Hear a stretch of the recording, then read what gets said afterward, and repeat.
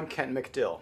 The story of how Los Angeles Dodgers outfielder Yasiel Puig left the island of Cuba and made his way to the United States to play baseball is the stuff of fear, desperation, and heroism. Puig's successful attempt was his fifth. Thanks to personal and professional interest in Miami and Cancun, he and three others had an escape plan, but it did not go according to design. They spent more than a day running, hiking, and swimming from one part of the island to another to meet their transport. Puig was 21 years old. He was a prize of the Cuban government, but he wanted to play baseball in the United States. That was not allowed, at least not legally under Cuban law.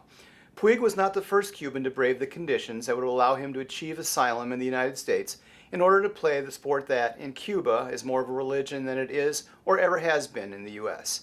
Those struggles may someday no longer be necessary now that the United States has, to some extent, normalized relations with the island nation which sits just 90 miles south of our borders.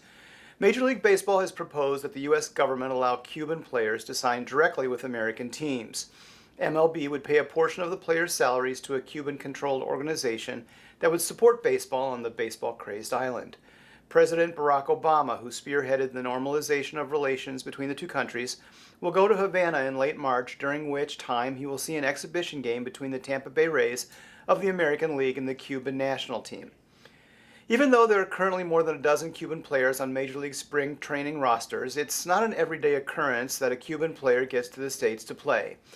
Any new regulations would have to be agreed upon by the Baseball Players Union and the Cuban state officials. Cuban players in the United States serve as an advertisement for the poor island country, but Cuba sees America as a thief of sorts when it comes to its baseball players. According to Peter Bjarkman, a historian and author of an upcoming book about defecting Cuban baseball players, any new regulation allowing Cuban baseball players to leave freely would decimate the Cuban baseball structure.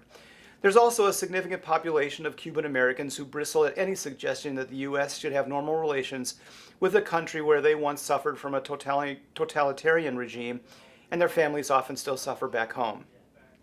Sports has long had the power to create strange bedfellows and advance the desire for improved relations between one country and another.